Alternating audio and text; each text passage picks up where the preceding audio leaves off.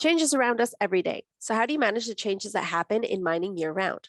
Welcome to another episode of Change Itself, hosted by Gus Miner and Eric Demers. This show is brought to you by Sophie and Technica Mining and is produced by Crownsman Partners. Now, here are your hosts, Gus and Eric. All right, good day, everyone. Here we are again with episode 14 of Change Itself. 14 already. Quick reminder for everyone: if you like to get more notifications and follow us, you can take a look at our YouTube channel at changeitself.com. Also, join us at Change Itself on LinkedIn, and we post a lot of great stuff, and we look forward to your feedback and having you following along. And for everyone that's joining us again, thanks for continuing to watch our episodes and our conversations as we explore things.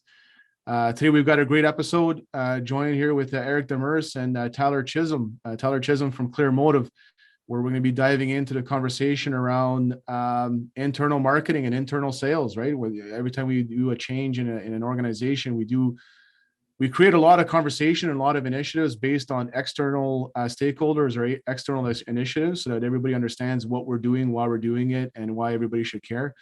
And it's going to be a great conversation, right, Eric, to see what kind of tools and tricks and tips we can use internally.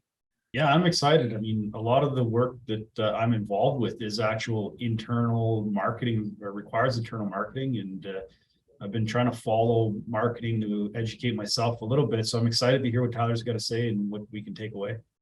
Right on. So welcome aboard, Tyler, our marketing guru for today, right? Thank you, gentlemen. I don't know about the word guru, but I'm happy to be here, and thanks for having me on. Right on. So so we've been following you along. I mean, a lot of great things going on at Clearmotive, and a lot of change with your team as well. So maybe we can start diving into it. So when it comes to when you have conversations with your clients and you start putting initiatives in place for for the most part, people understand marketing as a good way to have the public and the broad audience aware of the brand and aware of what's going on, so that they can gain more traction at the regional, national, or global scale. Mm-hmm.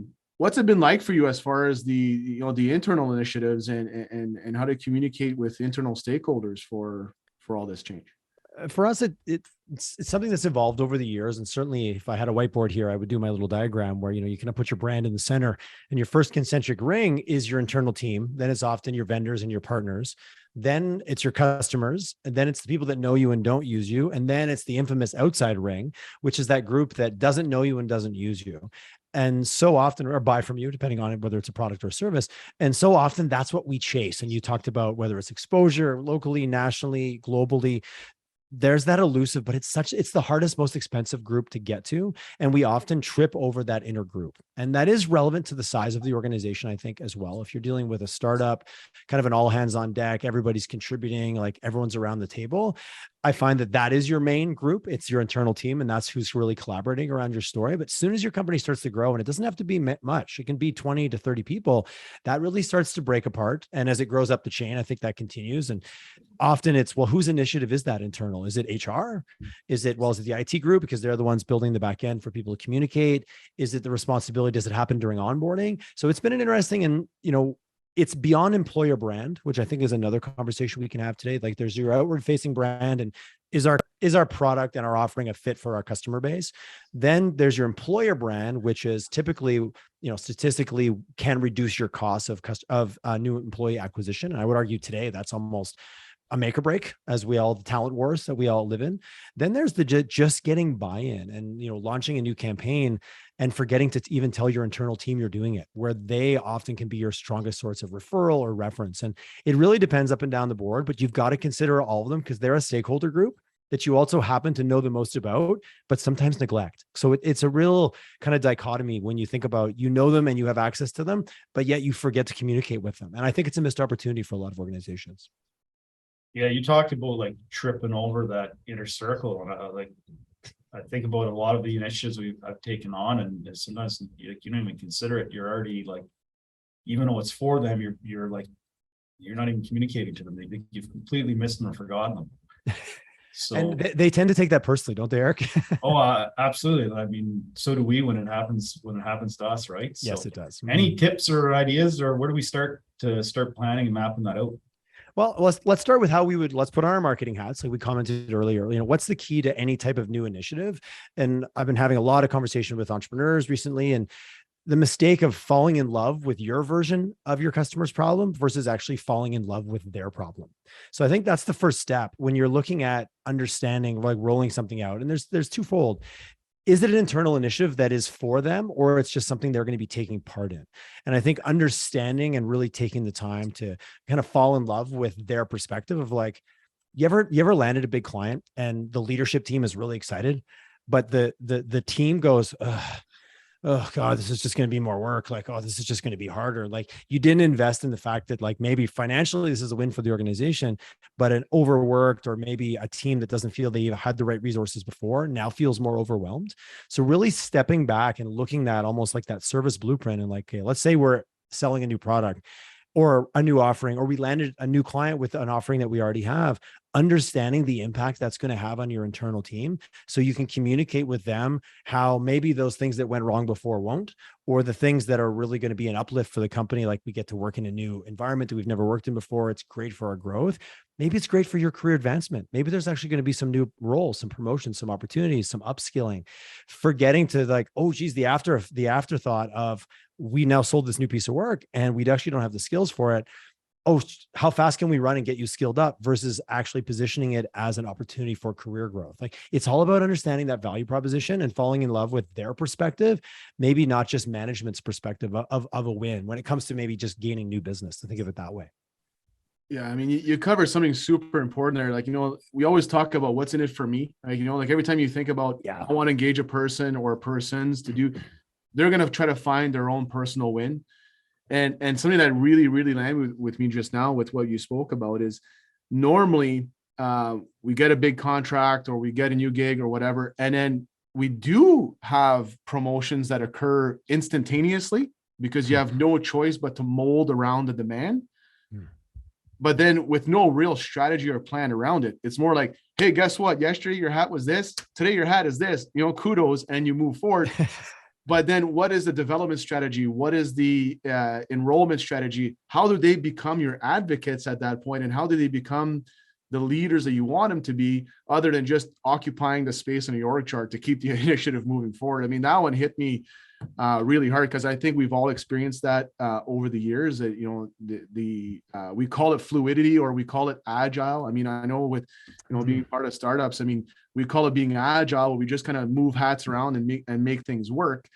But there's definitely something to be said there about communicating what that means at the high level and what you're going to be able to offer to them for their success and for them to succeed in return and things like that. Right. So is there a tool or strategy, Tyler, that you use to do that? Like one of the things that's coming to mind is like crafting one that we use is we craft a leadership message. And it's one that I'd kind of dusted off the shelf last week to try on because I hadn't done it in a while. But you talk about like landing a big project, and I just got off the phone prior to this with someone that was excited about this new project, and it landed for me like, okay, like we have all these things to do and it's like do in a month.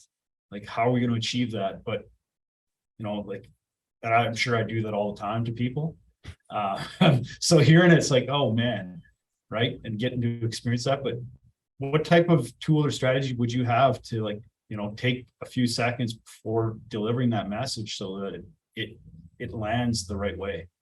I appreciate the question of, a specific thing or a specific tactic. I'm a big believer in kind of that ongoing coaching model. Like maybe it's formal, but slightly informal, having a lot of transparency around kind of top down organizational. Here's where we're headed. Here's what we're doing. And to Gus's point, here's how it's going to affect you. For example, at Clearmotive, we used John Doerr's OKR model. And the whole point of the OKR model is you set very opportunities and key results. You set very kind of top level, almost not measurable, but these are our top 5 objectives for the year. We want it better here, better there. Then you basically layer it down to understand at the individual level. If one of our initiatives have an always on marketing communications program, let's just pick that as something. At the senior level, there's a level of key accountabilities on a monthly basis.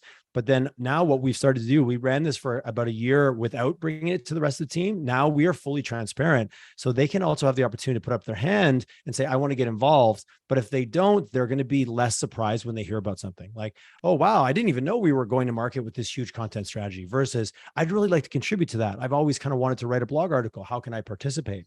And we're getting really tactical, but it allows to take that higher level company objective or even sales. Like, this is what's in the funnel. This is what we're working on. And it might have nothing to do with them until the second you land that deal. And when you're using a coaching model, like what we'll do is we'll roll it out and we'll present it from a leadership perspective, top down. But then our individual managers, while they're in their coaching sessions with their team, hey, talk to me about the KRs, the key results that we showed for this quarter. Any resonated with you? Any you're interested about? Any you were curious about? We also send an open survey after we present that to go, was there anything that was unclear? Because not everybody wants to put their hand up in the all team or in the town hall. So we really try to create an open dialogue of like transparency, almost ad nauseum, if you will, because we didn't do that in the past, and it was landmine after landmine after landmine. And it's easy to say, but the OKMR model for us was very easy because as a leadership team, it wasn't extra work. We were already doing it. We just now did it in a way that we could be fully transparent with everybody. And hopefully they can see their own reflection in what we're focusing on. And it's limited a lot of the, I don't feel like I know, so therefore it makes me uncomfortable mindsets. Every worker deserves to go home safely at the end of the day. Book a demo with Sophie to discover how their groundbreaking EHS management software empowers workers to proactively avoid hazards and how organizations like yours can cultivate a stronger work culture. Visit them at sophie.com to learn more. Technica Mining is a premier underground mining and construction contractor. They stand for delivering quality project work on time and on budget through innovative thinking. Their excellent safety record, experienced workforce, and large equipment fleet will guarantee the timely completion of all your project needs.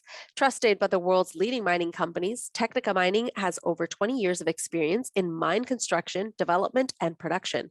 Contact Technica Mining to take your next mining project to the next level. Visit them at technicamining.com.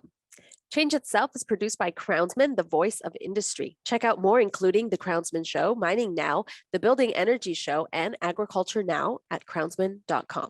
You're talking about like your people are aware that they can be involved or not. And like after getting off the phone and getting to like digest it, and as you're talking, like the opportunities that I see are coming up. But when you get like the piece around maybe not the lack of transparency, or you don't know about something, that surprise piece right away, the defense mechanisms come up. So I could totally appreciate how Yes, the model like OKR would then allow for the transparency for people to know what's coming and how they fit in and what they want to engage in. So I like that. Thanks. And how it also ladders into where the company is headed from an employer brand. Like if you're running a big marketing campaign and one of your teams sees it in market and they're surprised. Again, I like the thing about we're kind of catching on the surprise. Anytime I'm surprised, and like unless maybe it's my birthday party or you want to give me a new car or something, it's probably going to be like, well, wait a second, how does this affect me? And there's a slight defensiveness because we live in a world with so much rapid change. How do we make people feel safe? And an employer brand where you allow that to happen through transparency, but also inclusion, not just letting them see, but seeing how they can lean into it. To me, that's a huge, like, how do you create a safe place for people to then put up their hand, or at least if they decide not to, they don't get kind of quote unquote blindsided and feel like they're now disconnected from the culture or disconnected from what's going on at the employer kind of leadership or brand level. So Tyler, do you also leverage like internal campaigns? Like, because all I can visualize all the time is that, an employee goes to the supermarket and sees a flyer for the business that they're part of, and they have no idea that this stuff is happening. And they're like, I work there and I don't even know. So like, that's the only thing I keep visualizing when it comes to So like, would you recommend as another tool is to say, like, do you have strategies as far as here's your campaign and your go-to-market strategy for external stakeholders, and here's your campaign and go-to-market strategy for internal? And do you release your internal strategy first? How would that work out? That's a fantastic question. There's a couple different ways to do it based on the size of the organization. Like one of our key flagship clients we've worked with for years is Honda Canada. And when we go to market, and they're very deadline driven, and it's very competitive space. So very rarely do they, like, lots of things are embargoed, or there's a certain product that's coming new to the Canadian market that can't be talked about. It's usually it's actually a code before it ever hits the light of day. So something like that, we might launch a public facing campaign the same day that we wrap all of the windows in the cafeteria cafeteria at Honda's office about a new side-by-side or a new ATV off-road vehicle product. That would be an example of kind of in sync. The other way to think about it is if you're a smaller organization, for example, job postings are such a great one. We share all of our job postings internally as an internal campaign. We're looking for this. Maybe there's a referral tied to it, a bonus for the staff. And we'll use platforms like we use Asana and we also use Slack. So a great internal company, a social intranet or some way to communicate with people that they're on a regular basis. So it doesn't have to be formal. And I think timing is important. Going to market for a job that maybe someone sees as actually a threat to their job. So that's something we always share that internally first.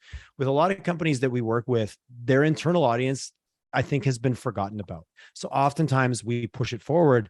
They're not necessarily that invested in spending a significant dollar amount. So oftentimes we'll piggyback on a platform they already have. Like, is there a place where your employees go on a regular basis? And depending on the company, sometimes that's a Slack channel. Sometimes it's a project management tool. Other times it's a social intranet or an internal communications tool. We have done corporate videos. We have done internal rollouts. It really depends if the employee is the target audience or if they're just should be also informed. If that makes sense. Like we rolled out a Respect in the Workplace program for a large physiotherapy company. They were about what were they, 120 140 locations and kind of 1,600 employees. And we knew because they were very these were physiotherapists, so they'd come in, do their job, and they would leave. Some of them were contractors. There wasn't a set way for everybody to get communicated with. So knowing they were coming out with this Respect in the Workplace program 6 months prior, we helped them roll out a social intranet program.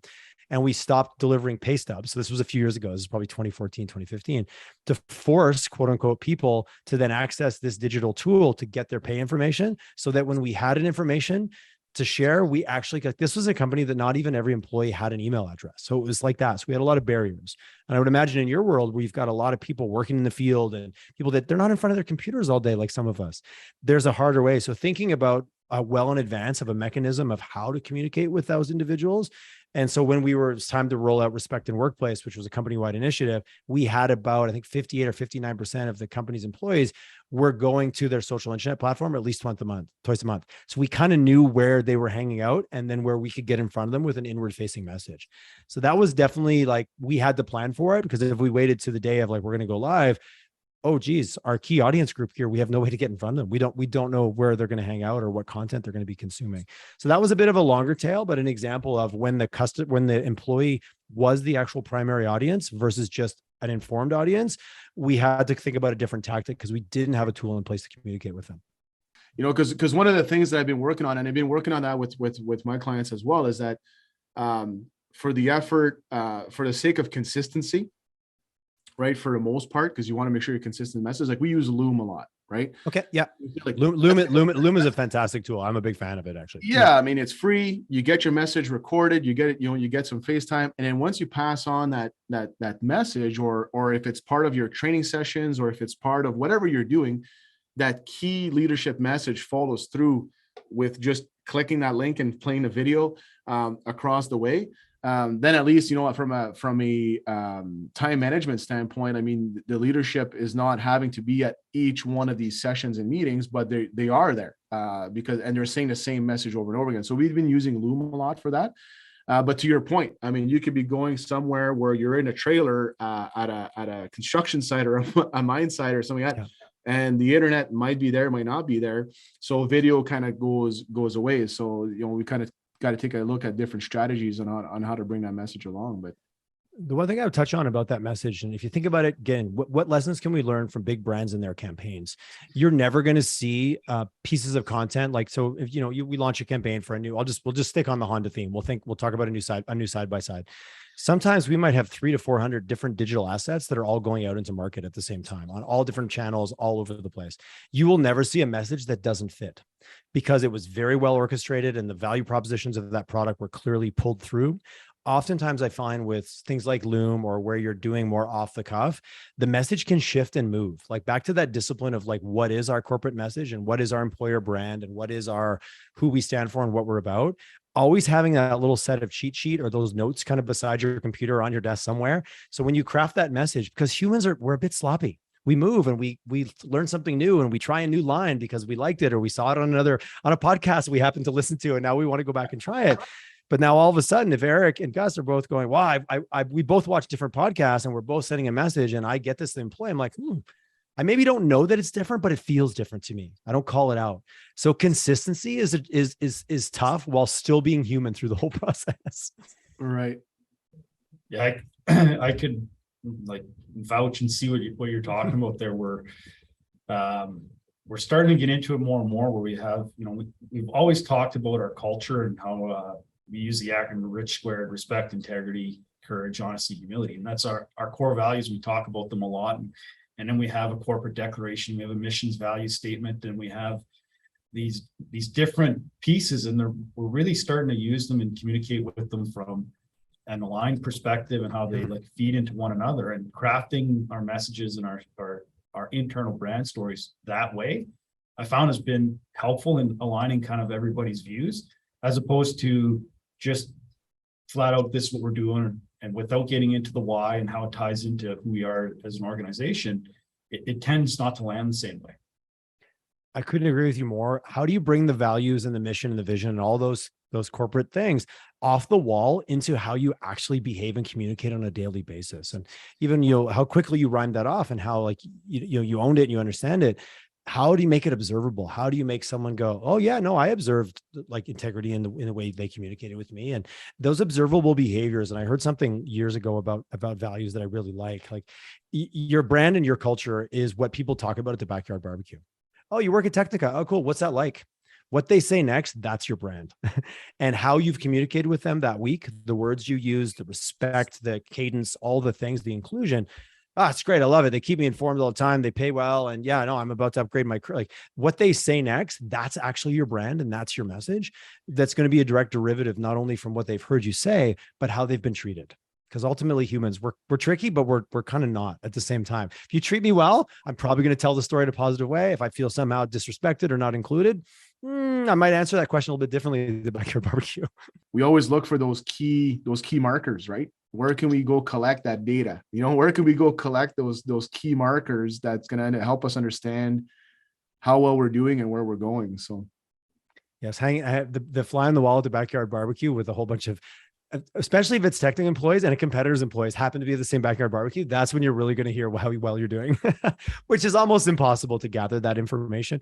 But I like it makes me think twice about it. I'm like, how would this show up at the backyard barbecue? Makes me pause on my statement before I push send on that email or that Slack message, or maybe that Loom video, to your point. That's great. I mean, yeah. When we know with our work together over the years and with the different messages that we've brought together and now working on new one together again, I thought this was a great conversations to be had and see what kind of insights we can have, because, to your point, I think we do trip over that inner ring a lot. And it's not even by fault or by, is that we just assume, right? We just assume that our inner circle is tight and it's moving well, and we don't really have to spend much time on it, and we go forward. But it's becoming more and more apparent that there's just as much energy to put there on any new initiative than trying to communicate to the masses abroad, right? Well, I couldn't agree with you more. And it's and not to use a terrible corporate, it's the low hanging fruit. They're already there. They're already invested. You probably have a way to communicate with them. They'll probably listen. Where that outside ring or that new audience, they are inundated. Like the chance of you to break through. That's why advertising or media driven advertising is so expensive, to get that eyes and get that moment where you've got someone internally that might be that advocate or that brand advocate. And something my business partner always says is like, your customers as well as your employees are going to talk about you. Make it easy for them by putting the right messages on their lips. Like make it easy to tell the technical story, the Sophie story, and then make them feel like they're part of it, because there's no better feeling than being proud of where you work and proud of being part of something. It's just a very fine line in a world where you can get embittered pretty quickly as well. Just being very respectful of we're humans. We're all a little bit messy. That's okay. Right. And then there was a question in this particular that I wanted to bring today in this conversation was, I mean, we all know how SEO is really changing the game for online presence and searchability and accessibility. And how we can actually target. I mean, the online campaigns now, you can get very, very, very targeted, very specific. I would use the word creepy, but in a positive way. Yeah. I mean, it could have very, very positive intent and outcome, yes, but it can also get very dark. To your point. So one of the questions I had was, have you ever explored with anybody, targeted messaging, targeted campaigns, targeted social media interactions for, that outer circle, like we're talking about that outer ring, but also launching an online campaign that would target in a way that it would be in the face of your internal team while they are on social media? Like, has that ever come up in different campaigns, so that you can actually launch two digital campaigns that have different segmented audience, but depending on how granular you get on your segment, there's probably an opportunity there to, like you talked about medias of deliver, like, different mediums of delivering the message, whether it's an internal tool, but then, how do you bridge those external tools so that you can see the message just as efficiently through targeted marketing? Is that something that exists? That's it. I'm sure. Absolutely. You to a certain extent answered your own question. If you were really clear about your audience group and you segmented it in a way that made sense, I would still argue that cost wise, it would still be cheaper to use an internal tool, like, build a tool before you need it, your Slack channel or your Asana or whatever tool, like pick the tool. There's a million of them. I'm sure there's a slide with 500 tools on it of way to communicate internally. Being respectful and understanding that if you're out there running a campaign, that your team will see it and your team will either resonate with it or be like, last thing you want them to be like, well, that's kind of bullshit. That's actually not what we do.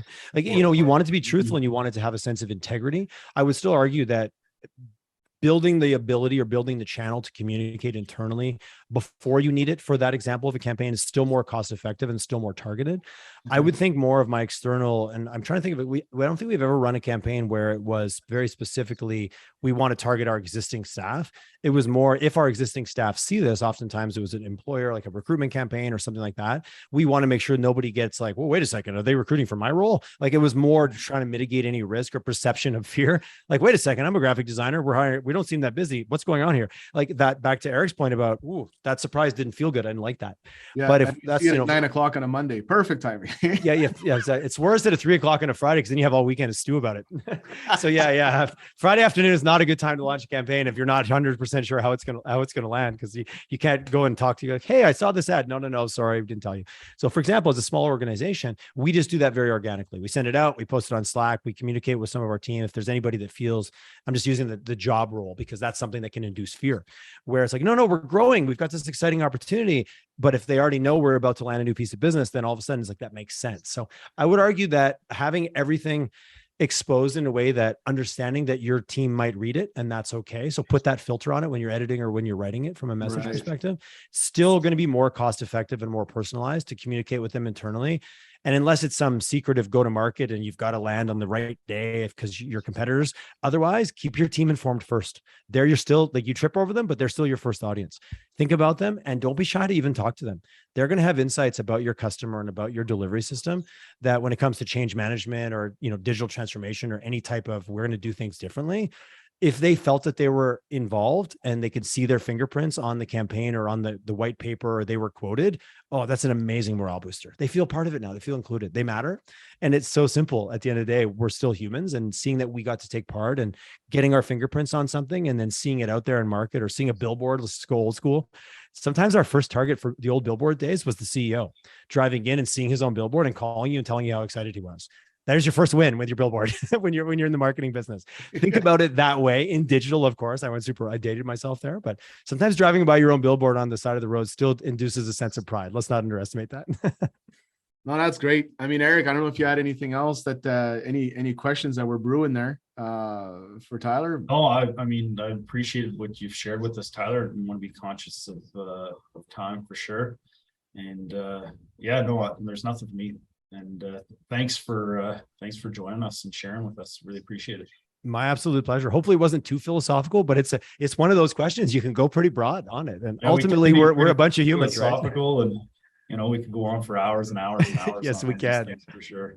Yeah. And the cool part is that, like, on each episode, we kind of try to touch on something that's innovative and kind of cutting edge on the innovation side, so we can share with the audience. But I think through this conversation we touched on so many different tools and platforms and ways that we can connect with our internal stakeholders that I think the audience will be able to take a lot of wins away from what we talked That's about. awesome. So Thank you. yeah, thanks again for joining in, Tyler. And yeah, It's look my forward to pleasure. our And continued I'll leave it out there. If anybody wants to reach out to me, Tyler at clearmotive.ca. I love to chat about just about everything. So don't be shy. If someone's like, "Huh, what did you mean here? Or what platform did you reference?" Don't be shy. I just want to leave an open door to your audience to feel free to reach out. So Tyler at clearmotive.ca. You can email me anytime. Yeah, and you can also get a hold of you on LinkedIn, right? You got a LinkedIn page for Clear. I do. That is where I like to hang out. Is my favorite social media platform. I feel sometimes the other ones, do I feel that was good use of my time? But LinkedIn, I love it every time. Awesome. No, I really appreciate it. Thanks a lot, guys. My pleasure. Thank you, gentlemen. All right. Here we are for episode 14 in the books. Don't forget to like, subscribe, ring the bell, the whole 9 yards to keep up to date with the content we put out. And see you next time.